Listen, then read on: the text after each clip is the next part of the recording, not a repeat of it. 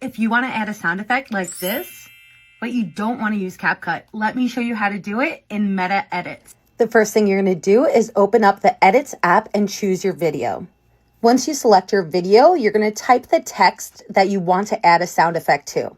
Although Edits doesn't have all of the capabilities that CapCut does, they do have a lot to choose from.